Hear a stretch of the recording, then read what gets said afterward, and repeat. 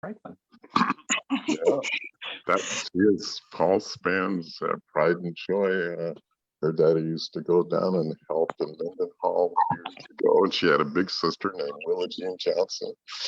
And, so she lived with our parents, and so she's been following us quite a while. But Janice, welcome. Oh, thank you very much. Good to have you, Janice. What we're going to do this morning is everyone's going to go around the room and give an update on their life for the last 30 days. And I'm kidding. We're not going to do that. That would be fun, though, huh? Sarah's like, what? That would be fun. You know, it would be fun. I would like that if we had more time. But what a lot of us have been talking about is Jackson lately and the water crisis. And it's become national news, maybe even not even national, but international. And a lot of us are wondering, how can a state capital get into such a mess? And we are praying, and people are calling me and asking me what is going on in Jackson and how can we help? And so rather than pontificate and conjecture, Curtis and I are going to ask our panel of trusted Mississippians, Jacksonians, to talk to us about what is going on. We want to hear from the front lines and people we trust. And so I'm gonna turn it over to Priscilla. Priscilla, why don't you tell us who's going to lead off the panel and what we're going to be talking about, and how can we be part of this solution? Well, I wanted us to give our perspective and what we feel God is trying to teach us in this moment, and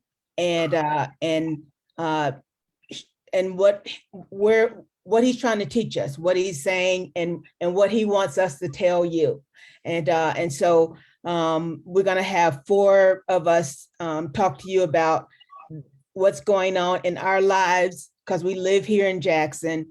And I just wanted we're going to start with Marcia, and then Elizabeth, myself, and Phil will talk to you about, because we live here right in Jackson, and this has been a real situation for us in our lives. And Marcia, would you start off and tell how this has been for you and what's going on? Okay, thank you. Good morning, everyone. We had maybe 5 days of steady rain come about 2 weeks ago through Jackson, and it was a storm that came from the south and has followed on up to the east. And that steady rain was not just a nice little drizzle, it was periods of downpour that created floods in our drainage systems, which is our creeks and our river, Pearl River, which comes through the Jackson area. And in the midst of that, it overran our water cleaning system, but not for the first time. The problem that we have with fresh water and clean water is an ongoing one that has been developing probably over 50 years. Boil water notices are not unusual for us here in Jackson, mostly because it's such a huge problem that the money to fix the water plant and to do the repairs to our infrastructure system of pipes that are made out of clay, a lot of them 100-year-old pipes, was never fully addressed. And so even though we would hope that we can let all this water that rained on us flush off, it really wasn't able to, plus we got water from the north. So for Phil and I, here in West Jackson, about 3 or 4 blocks from where the Perkins Center is, we actually left in the middle of that days of downpour to travel out to Delaware. And as soon as we got there, we continued to hear about the problems that were arising in Jackson. When we came back 6 days later, the young man that was staying at our house said, well, we don't have water pressure. We had water pressure in the morning. We don't have it now. And again, that happens, but the length of the time that it has taken to get things back online, and the fact that even before that, we were on a boil water notice because it wasn't clean enough to drink and to cook with. And so a lot of people came rushing to our aid, which was really important to bring bottled water to Jackson. And we have had, in the beginning, lines of people around blocks trying to get to where the water was being distributed. We had some bottled water here. We had some gallons of water, so we weren't in that first group that was desperate to get water that they could use to drink and to cook with. But we have gone through a couple lines personally to pick up water and to make sure that some of our older residents on our street have enough bottled water to make it through the next several days. And then I'm sure there will be a continued need for it. In the process of all of that, we were just thankful that we got water pressure back.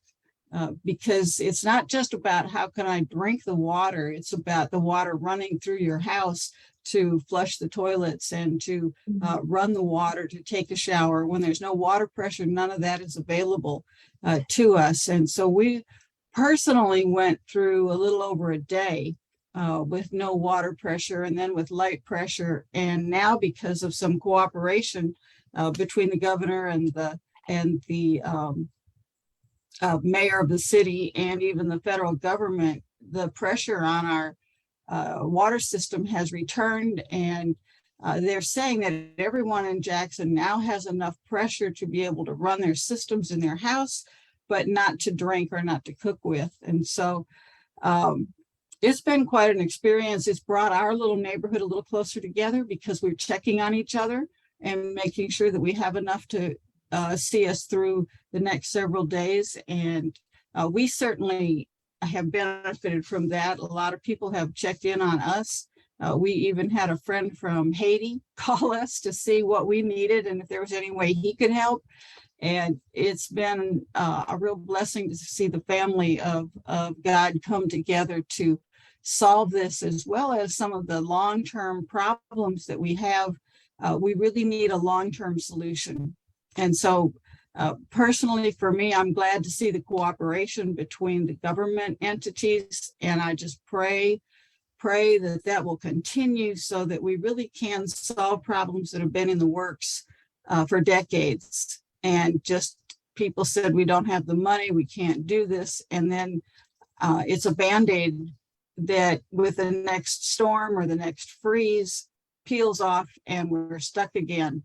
With no water running through our pipes and through our systems, and needing the bottled water that we get. My last plug for what's happening now is kind of a ecological one, really, with all the hundreds of thousands of bottles of water that are coming into Jackson now and that people need to use. We're going to end up with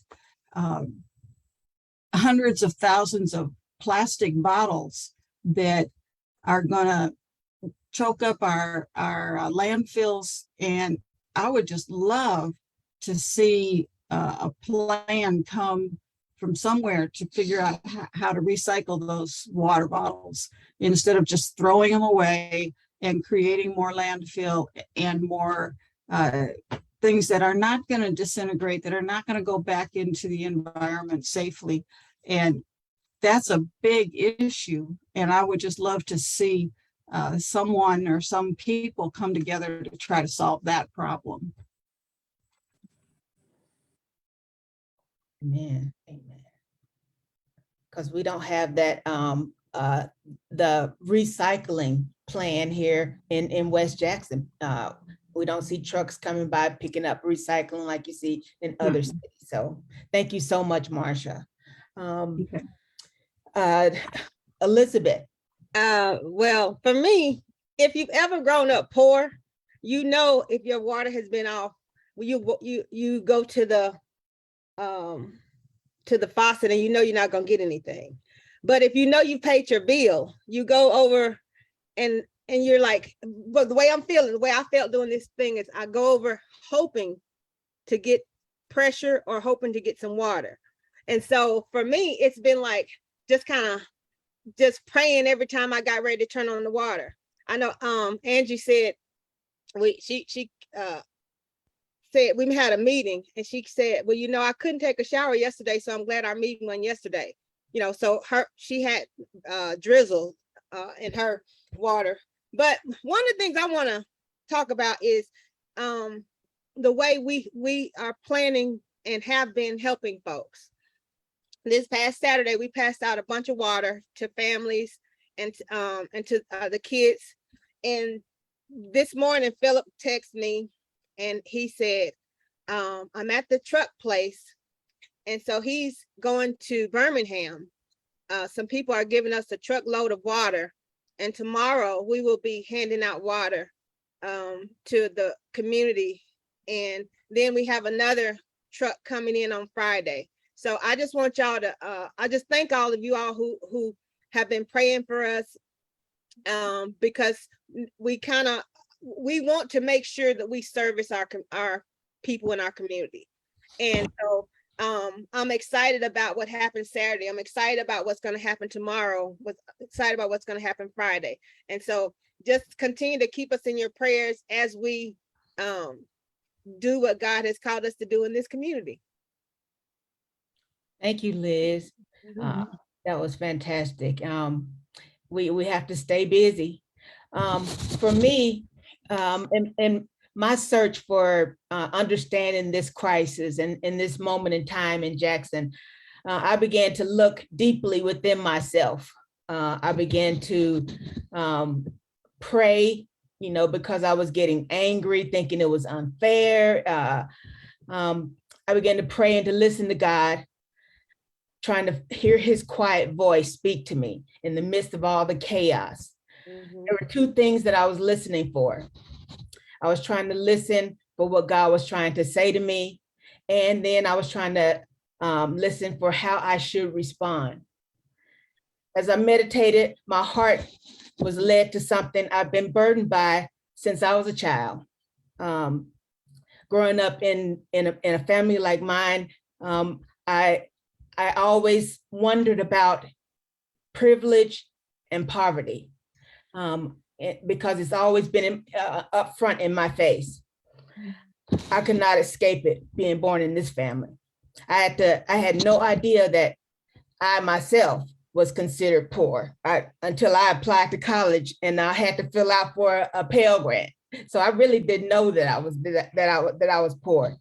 I've always felt, a privilege being in my family. I felt like God has privileged my family, but I had no real understanding, biblical understanding of justice, mercy, and humility, like the one that helps me through this crisis right now, and helps my anger and helps me understand. It was not until January of 2015, really late in life, that my soul collided with my eyes and blew my mind. I'm gonna repeat that. My soul collided with my eyes and blew my mind. Oh, yes, Ella, go girl. Oprah calls it an aha moment. The Greeks call it a Kairos moment. It's that perfect moment in time where God teaches you a lesson. In 2015, I went on a mission trip to Haiti. I saw unimaginable poverty. And it was after a devastating earthquake where over 300,000 people had died. There were graves as far as the eye can see. I was living in an orphanage and then visiting Mother Teresa's orphanage. I saw starving babies, but also thinking about this water crisis, I saw people every morning taking baths in a drain, because after the rain, the ditch fills up and they go out there and they take baths in that. And they take this water and they take it into their homes. So I'm thinking about myself and that. But at Mother Teresa's orphanage, there were babies. Okay. And I was thinking about, do I take my camera? They were like, no cameras in here. There were starving babies.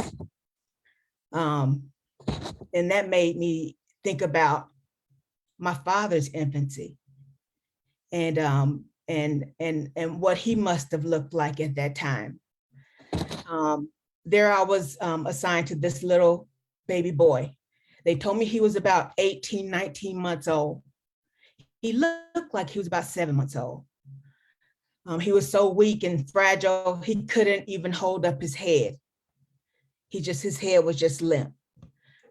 They gave me a tin cup filled with milk, about this size, a tin cup to feed him. And he suckled it like he was, sucking a bottle. And he couldn't drink. And it just ran down his shirt. But apparently he was getting some of it into his body, because after it seemed about 30, 40 minutes, it seemed like, he perked up.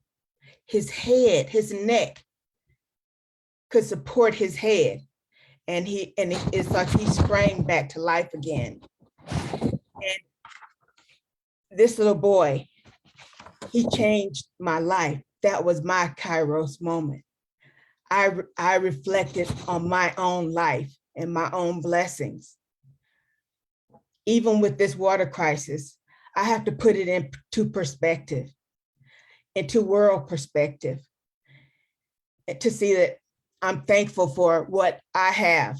Even now, even with no water, I have to be cognizant of what I have, not what I don't have. But I do know that there are families around me who don't have what I have. And so I'm thankful for people who support this work so that we can help those around us, because we are indeed the hands and feet of God. We have a job to do. We have families to help right around us. So my initial question was, what is God trying to say to me, and how do I respond to it? God is trying to say to me and to you that he has a purpose for my life and he has a purpose for your life. And how do I respond? How do we respond? We respond by making him known to this world. And we do it in our life, and we do it through our actions. So he's saying to Priscilla, go and tell my people that. Go and tell them who are in this crazy mixed up world. It's all filled with all this chaos, and it's been chaos for us. Confusion, trials and tribulations, uncertainty and injustice for sure. Tell the people that Jesus is the answer, and it's his divine truth and guidance that we so desperately need right now. So go and tell somebody. Thanks. Phil.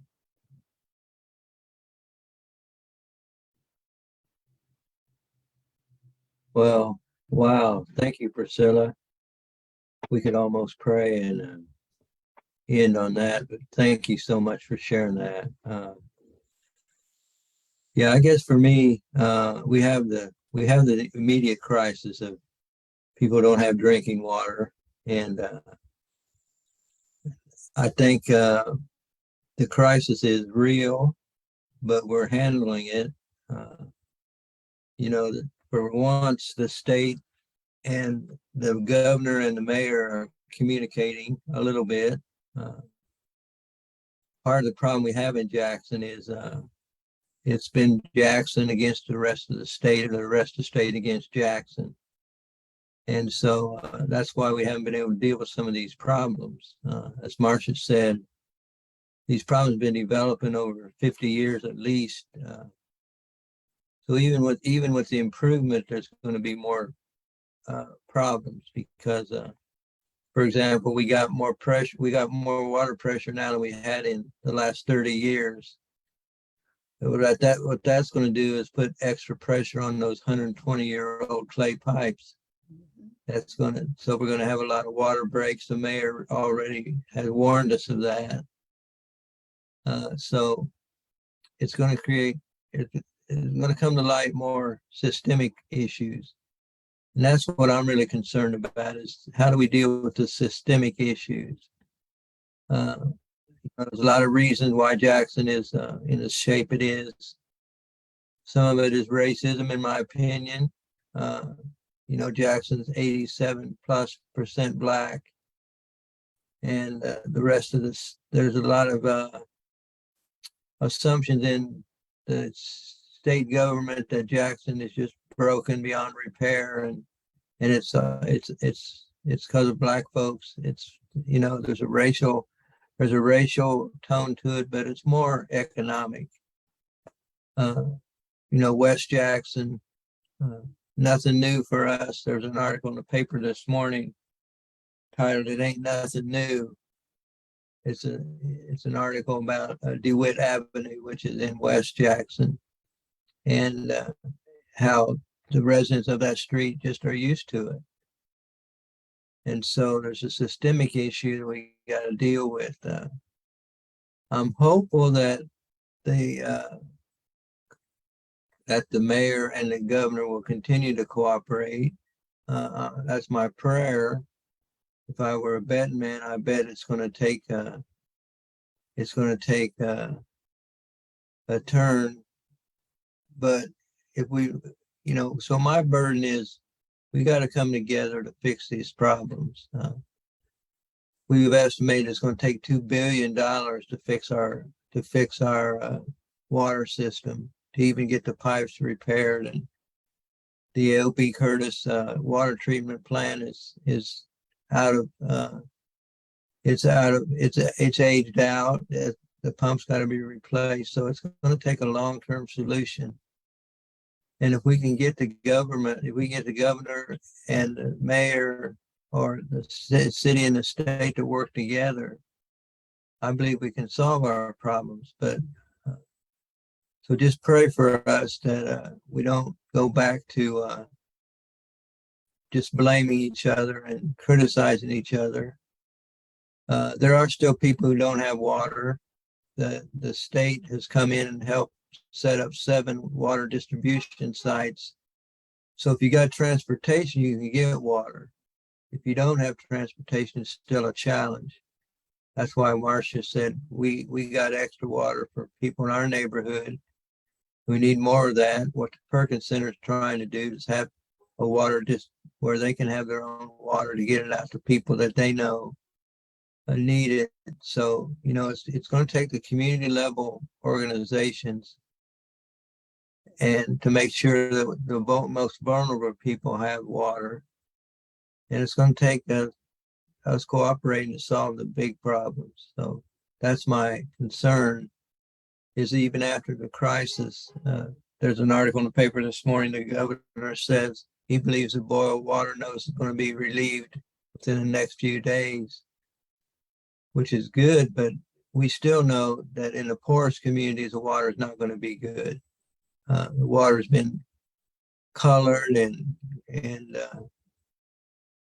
polluted for years, and so how do we keep the economic justice piece at the forefront as well is going to be the big challenge. So I'm praying that we will work together. I believe the federal government's coming in, trying to help the state and the city. And my prayer is if all this money that's coming in will be used well. So that's going to be the challenge, is how do we confront the bigger problems? Thank you, Phil. I was, I wonder, well, I don't want to say anything that I don't actually know, but it does seem, weird that we didn't, the president signed this infrastructure bill, and it seemed like our state should have gotten some of that money to fix our pipes, and but none of it came. We didn't see any change in Jackson. I'm just it makes the mind go, I wonder why nothing happened in Jackson. And you know, you hear little whispers, you know, about different things, but you don't, we never know what's true. We have a state representative that you know, we want to talk to and possibly come on to explain some of these things to us, who knows, you know, what's going on behind closed doors. Is it that there's a fight to get the Jackson Airport? That's the reason why they won't give money to Jackson. Or is it that that there's so much corruption in Jackson that they won't give money to Jackson? Is it that Black people just don't know how to deal with money, that they won't give the money to Jackson? So what is it? I don't know. So anyone, Curtis, we've shared this, and Well, I have some quick questions. One of them is, so Jackson County is a pretty large county in Mississippi. You Hinds also have County. Hinds County. Say again. Hinds County. Hinds County, sorry. I'm saying Jackson County because I'm here in Kansas City. The other thing, my question is, how is surrounding areas like Clinton, Ridgeland, Madison, how have they been affected by this, if at all? Man, we go over there to get ice. Okay. And we go over there to the restaurants because, you know, you can drink the water. Everything is all very nice. So it almost looks like this is an exasperated issue. It's concentrated in that Hinds County area, which is almost like an environmental injustice issue itself. So what I'm saying is, are there pipings in Madison County, Clinton, you know, do they have the same issues or no? Their It's pipes are Jackson. newer. Their pipes are newer also. Right, it's Jackson, because Clinton is in Hinds County also, but it's the city of Jackson.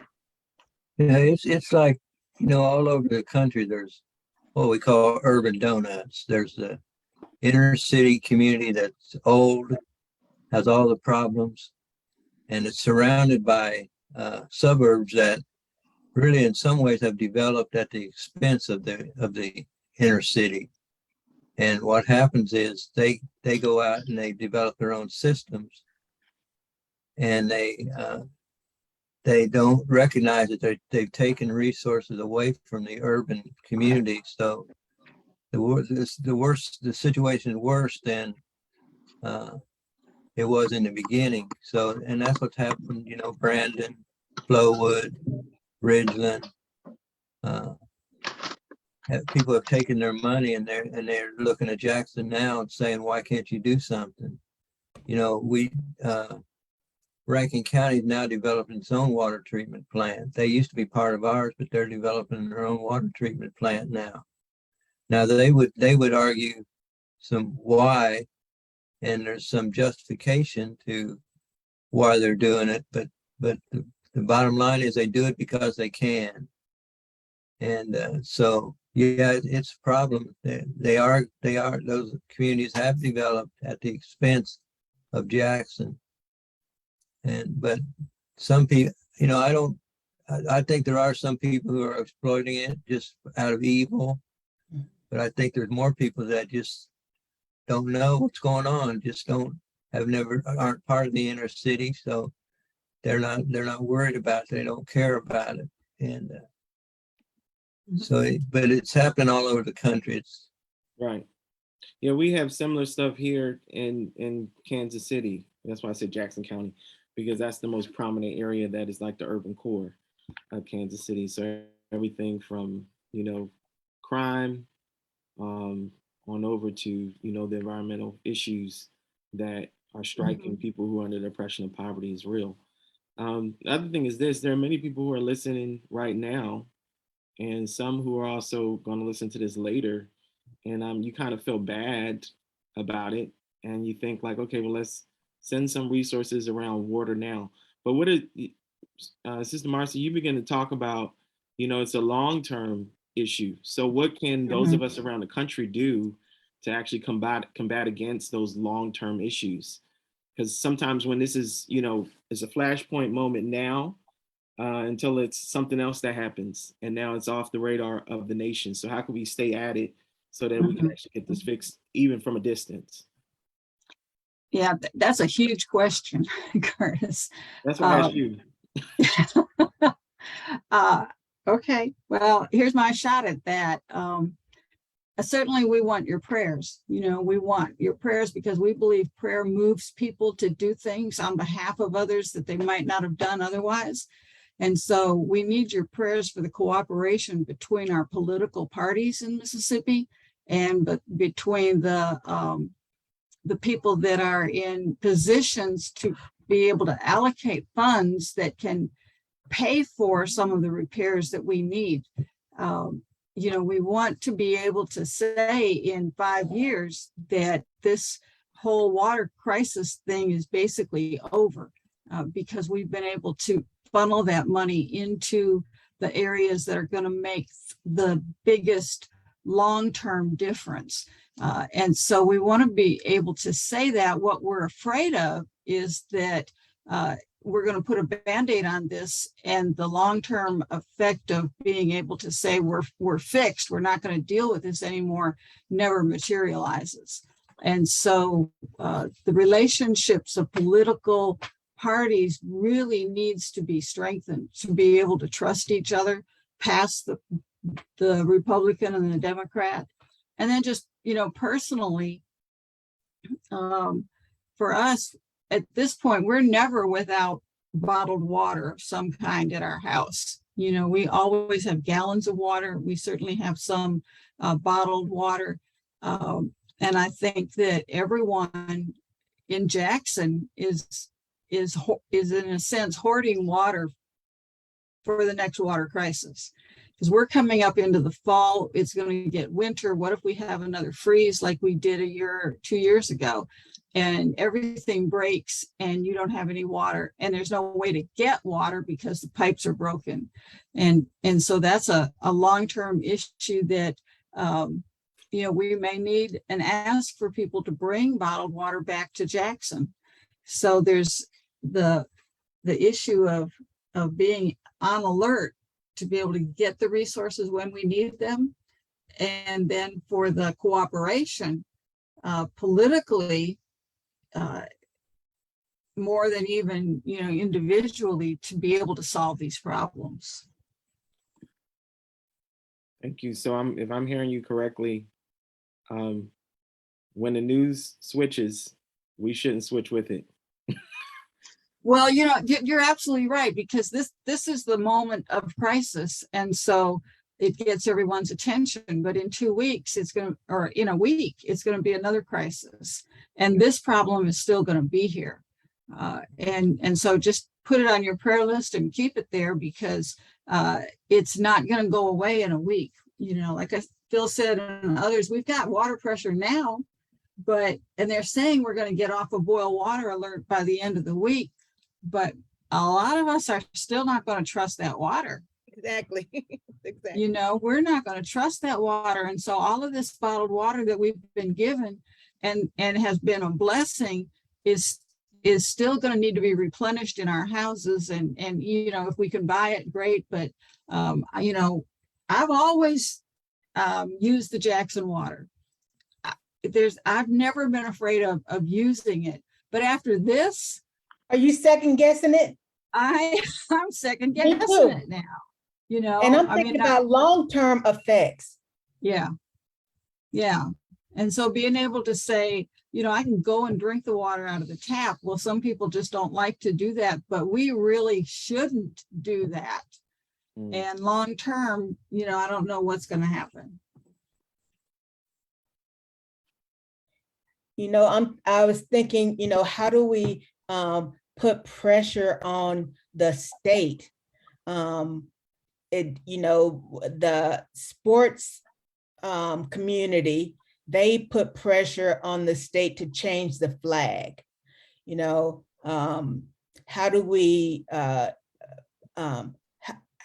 maybe do something that is that that puts pressure, through social media to gain attention, I just don't know,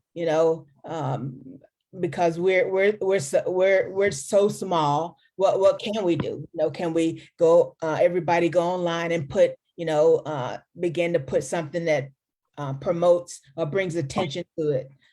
I don't Mhm. know. Think about it, you guys, especially you young millennials. Yeah, give us some ideas. I just saw a notice from Andrew Morrow about Flint and how they've been at this 8 years and still have long-term issues. So it's not going to, Andrew, you might want to weigh in. It's not going to happen overnight, but we need, that's one thing we need to learn from each other, from some of you guys that have been through this. I'm not in Flint. I'm in Marion, Indiana, but I'm Okay. close to Michigan. Okay. And I mean, they're still like, they just had a mistrial. They're trying to find somebody liable for what happened to even fix the infrastructure. Yeah. And they just had a mistrial with these two big companies from where they were getting their water from, who was taking care of the water. And so they're still having issues on like how they're going to have a long-term solution to their water problem, because and so this is just because you got to find somebody's got to be liable, and then how they gonna make it right. And I think we all know historically in this country, liability is an issue here. And then once somebody agrees or admits that they're liable, now what's the repairing look like? And it's just hard to get people to just say, hey, we're liable. Let's make this right. And so it's frustrating and confusing and challenging at the same time. I was just saying that Flint, this is a long game for Flint, and so I'm sure this is going to be the same thing in Jackson, unfortunately. Yeah. I would like to address that if I can just weigh in with something. I live in the supposed wealthy community of Ann Arbor, Michigan. And here we are facing a triple type of a scenario where not only do you just have your usual type of pollution, but in the watershed here within the city, we have the big overlying problem that most areas do, which is the PFAS that are in the system. And then we had a science place, which Gelman Science, very big science think tank and operational organization that started leaking dioxin into the water system. So we also have something else that is going on there. And I think that what has me gripped as I'm listening to everyone talk about these different things are the things that have gone on here is that, the people who are very close to what they're calling the Heron Dam, which is just within a mile now. It has come from the west side of the city over here to the Heron Dam, and that's where they're concerned that it's just going to really push it all the way out into all sorts of places. And we'll get an occasional article that says it's a mile away. Well, it's a mile away. It's been going on for about a year at this point. I really believe it's probably here and solidly within our hands. And I hear this kind of underlying theme. We're all depending upon the infrastructure, those that are at the heads of the table to bring something in. And I guess I cannot stop to encourage people enough to start praying for the types of planning that are going to facilitate the things that would solve issues that are coming down and hitting all of us in some very hard environmental, types of scenarios. And so I encourage everyone to pray, but I really would like to find out what else I can also help with the Perkins Foundation, do for down in your area, because that is to have the economics going on. Where I live is 1 mile from Barton Drive, and Barton is one of the wealthiest communities in the nation as well. So they're going to handle their water one way, because they broke off to become their own township type of a thing. And then there's the city proper, but Ann Arbor, of course, the #1 city to live in for several years running, you know, out there, #2 city that everyone wants to live in. I think it's about to come to a head. And so I would just like to encourage everyone to pray, but where I can see the economic, you know, problems that are going on, then I kind of want to stand up for the little guy. I have no idea what they're going to do on our behalf, but I certainly would like to find out what types of things that we can do, that Perkins can let us know, JP Foundation can let us know that we can do. It would be very helpful. Thank you for that, Sister Janice. That entire piece is so needful. And I just want to piggyback on what you just said, the idea of prayer, right? There are some of us who are misinformed about prayer, that prayer is the end rather than a means to the end. And so you can't do anything effective that has redemptive value attached to it without talking to our King, right? Yeah. But you won't do it in a way that is effective if you don't talk to our King. And so we have to be in this place of humility and not use Christianese to absolve our own conscience without actually being the hands and feet of God. That's what he's called us to, if it's in my county or not. So the fact that we have people on here that have that same heart, that's the start. That's beautiful, you know, and now let's do it. Let's be intentional. I know I've been guilty myself of saying, I'll pray for you. And I mean it when I say it, but the consistent discipline of prayer and being in this place of intimacy so that we can hear the Father and respond when he wants, not when it's convenient for Curtis, is what we have to constantly fight to be at, right? I saw Sister Teresa, your hand was raised. Did you change your mind? And then I got a question for Chris. No, I didn't. I just didn't want to keep it up if we had other conversations at hand. I usually do not speak very much. I'm Teresa, I'm from South Florida, and I work in public health. And as I hear about some of these conversations, and I saw proactive there, usually when crises happens, there you have two things. You have proactive, ideally, and reactive. And so I think we're really in that reactive space right now. Like, how can we help at the moment? But the two must work together. And, you know, as far as that proactive space, a lot of it does have to do with who we get elected to certain positions. And we know that there are always constraints, really vicious and well thought out constraints to get people from voting. In these local, especially elections, state elections, that kind of make decisions about who takes care of our water systems, who takes care of the utilities and the public works. And I feel like I just have to say again that not discounting the local elections, sometimes it's easy to, especially midterm elections, especially if it's somebody you don't know about, that it's usually in some of those smaller elections that the decisions for infrastructure type places, for who's ever utility works, who's at the sanitation system, who is, you know, and so I think something that we can do, I think we were talking about solutions. I think one solution is just get informed about how those people who make the decisions, the planners, the waterworks people, how do they get to those seats? How are they appointed? And a lot of them are appointed. So who's doing the appointments? It's usually the state electors. And again, I'm not discounting the fact that there are definitely pressures and barriers to getting folks to the polls in order to make these decisions. But I've seen people in action make tremendous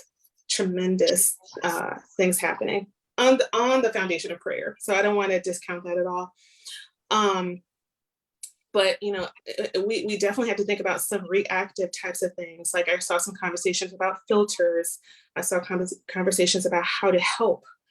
Like, you know, I definitely want to help the Perkins Foundation more as far as they're getting out and helping folks who can't help themselves. But I think a side conversation really needs to come out. Like, what can you do in the face of things that are happening? And I brought up public health because usually you don't know public health is working unless something happens wrong. Public health is working right when you have no idea that anything is happening. And so I think that's kind of those types of actions are needed, and identifying the root causes of those will help. So that's just what I had to say. Thank you. You just filled my cup with that last phrase, root causes. Thank you. Thank you so much for that sharing.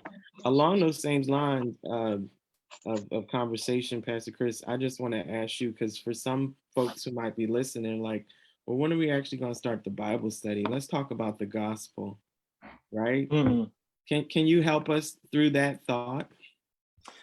Yeah, I remember when after the tsunami hit India, and a team left from our church to go bring money to buy rice and beans and fishing nets for the local fishermen, and a woman from southern India said to our team, "Only the Christians wipe away our tears."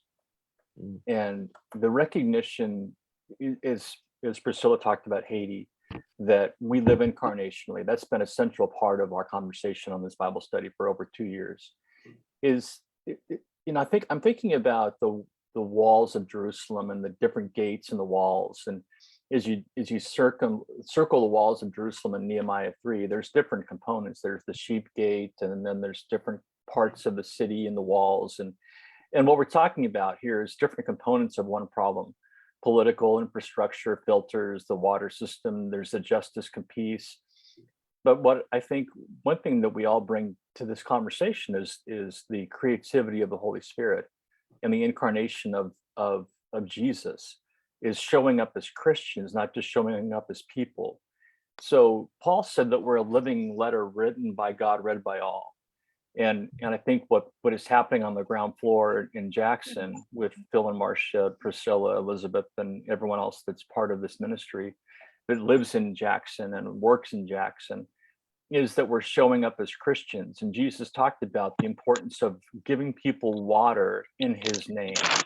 And we're not just giving out water bottles. Nothing wrong with just simply handing out water, but why we do what we do is important, is almost as important as what we do. It may be is synonymous. So this is a Bible study right now. We're going to start up again next week with 2 Peter, but we really thought that today was important to set aside the conversation, because this is, we talk about being pro-life, right? And pro-life is more than being anti-abortion. Pro-life is more than, and it means that we care for people that we don't know and that are strangers, and we care about every life. And I want to hear from Elizabeth before we hang up at sometime this morning about the families that she's seen that she cares for, those kids that come to the Perkins Center for art classes and summer school that come every week and every day.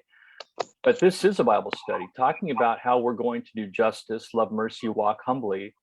We couldn't be more spot on to what does it mean for us to understand this to most of us. This is unthinkable that a state capital could be living as a third world country, and in our midst, and with all of our technology, and we're watching this and wringing our hands. And then here's my concern, that we'll probably have another sort of national event take place, and we'll forget about Jackson. We'll move on to the next one. That's why we have to take action now, because something's going to move our head and our attention to something else, some other news story. And then we'll end up with the Flint, Michigan reality of, well, here we are talking about this 8 years later. So having water for people for the next freeze, like it was in 2021, and having water set aside and not just consuming it now, but consuming it now and then still being active as the church, capital C, long after the story's moved on to the next national story. So we can't just have our head turned by every single new thing that comes along. And then there's fear of exploitation. There will be people that will try to exploit this. We are not, listen, look at me. We are not them. We are not them. We are people that are trying to care for the people of West Jackson. And we've been planted there. We, meaning Phil and Marcia and Priscilla and Elizabeth and the Perkins family, that for that reason. what as Mordecai said to Esther, for such a time as this, what better time to have a foothold in Mississippi than right now, when the body of Christ can reach out and make a difference in the name of Jesus. So this is a Bible study. We may not be looking at chapter and verse, but when people ask the question, where's the church? We want to give an answer. We want to give a good answer and have a good testimony. So whether it be prayer or innovation, or some of like Dave Burleson and others about water filters, and some of you are organizing prayer chains. Some of you are able to send money. Some of you are able to bring water across state lines from Alabama because you've got a truck you can get in pallets of water. Like the work in the wall of Nehemiah, we're going to take part. The question is how, not will I, but how will I participate in this? So Elizabeth, maybe you can just tell us one story of a family that you're working with. And we're not asking, I'm not asking for a sob story as much as just the reality that you see with families that may not have certain access to water. Can you tell us maybe one story? And then Doug has a question. The reality is, when you hear on the news that, the water may be going off, and we have a group text for the families, and you hear they text you, well, I'm filling up my bathtub. I'm filling my bathtub so I can have water for so my kids can take baths. I mean, not take baths, but just wash up. It's just sad. But the other thing is, Brad, I'm looking over, I'm reading these messages over here. And one of the things that I sent to Chris and Priscilla and Curtis was, that's one of the things that I want to do. I want to create some kind of filtering system. I want to be proactive. I don't want to just, continue to just ask y'all to or bring in water. I want us to have a system where that we can take care of ourselves and take care of our families and the houses that the Z8 families. And so that's my hope. So that's why, Teresa, I want to talk to you and Brad so about these things. All right. And this is a situation that we never could have imagined that we would be in, doing ministry in the United States. We didn't foresee this as one of the needs in our community. So we would see, we could foresee, people not having money to pay their water bill.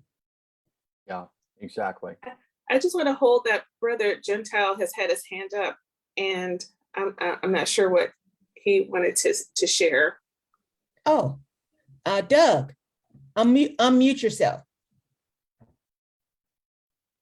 Doug, okay, go ahead. Yeah, thank you for bringing this important issue, nationally. And Romans 12:14 calls Christians to mourn for those who mourn. And and it's very easy for us to, when we don't have these kind of challenges, to not care, to not even get off our butt and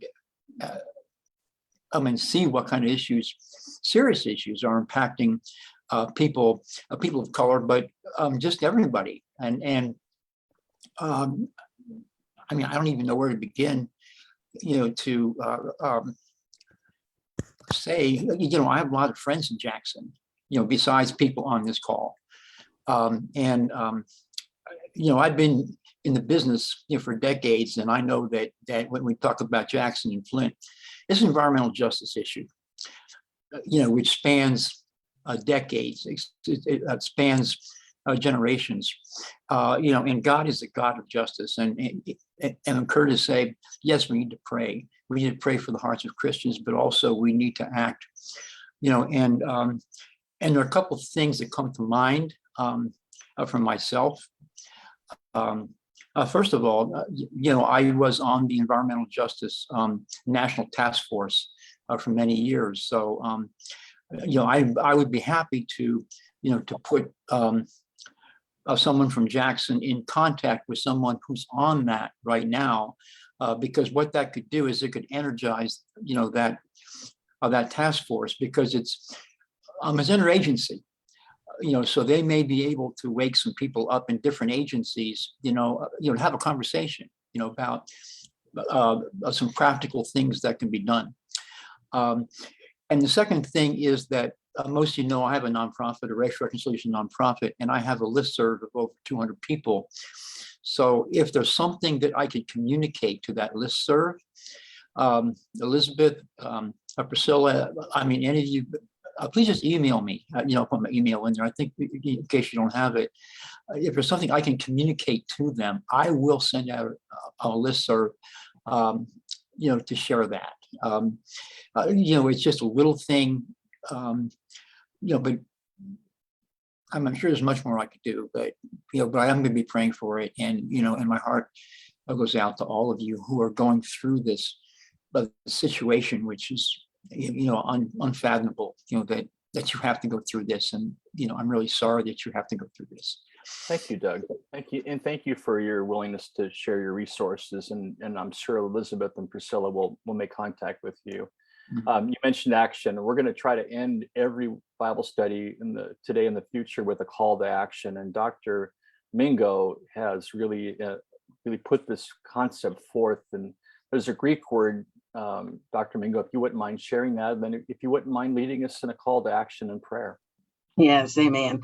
So the Greek word is kaleo, it's Kaleo. And that word just means that God is invoking a response from us. So we have something that's going on. And he said, now I'm asking for a kaleo from you. What is your response going to be? And so Priscilla said it well. She said, I asked the Lord, what are you trying to say to me? And so today we want to end this with what is God trying to say to us, not just to Priscilla. And in 2 Corinthians 1, as I prepare to pray here, verse 4 says, God always comes alongside us to comfort us in every suffering, so that we in turn can come alongside those who are also going through painful situations. And we can bring them the same comfort that God has poured out upon us. And we have a different level of understanding what comfort means. And I believe the Father is saying to us today that as we look at Jackson, at what's going on in Jackson, that there's this kaleo, our call to action. It's going to look different for all of us, but God is speaking to all of us, and that's why we're here.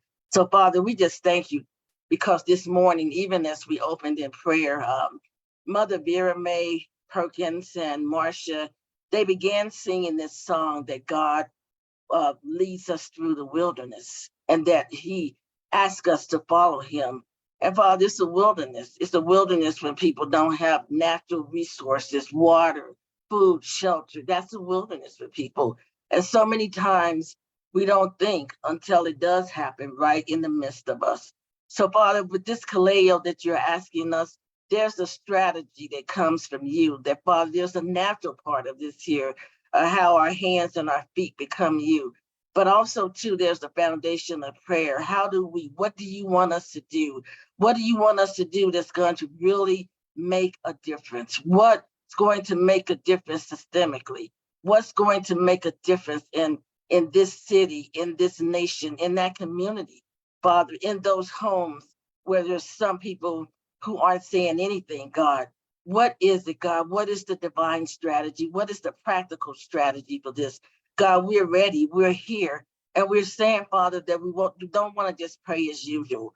We want something so significant that it will literally change the entire trajectory of Jackson. And that it will plummet out, Father. It will be not only new pipes and clean water, God, it will be a whole different paradigm, Father, of how we look at communities in our nation that suffer, and how, God, no longer can we bypass. There's no bypass, but that, Father, you're saying, I want you to go right into Jerusalem and right into Samaria. So, Father, here we are, and we say we are ready. And Father, we say, as we come together, lead us and guide us as only you can. And we pray that in Jesus' name. Amen. Amen. Amen. Thank you, Dr. Mingo. Amen. You too. Amen. Well, thank you everyone for what we missed you, everyone. We missed each other. It's so good to be together, see Sherry and all these faces and Brad and Dr. Gary. And we look forward to getting back into 2 Peter. We'll start 2 Peter next Tuesday. And there's a wonderful promise in the first few verses that we were discussing recently. Phil was talking about the promise that God has made, that he will supply all that we need for life and godliness. Not just godliness, but for life. Sounds like we were spot on for our conversation today, right? So water matters, right? Water matters as part of God's provision. God's going to provide through his people. May it be so. And Curtis, any last thoughts? No, love y'all. Priscilla, what's your tagline before we go? You got to take your mute off. Tell us, we got to hear it. It's been months. I was just thinking of that. The only love you keep is the love you give away. So I got that from my daddy, and it means so much. So the only love you keep is the love you give away. So give away love, and you'll always have love. God bless. Bye, guys. Bye-bye. Thank you, Next week. everyone. Have a great week. Yeah, so good to be back.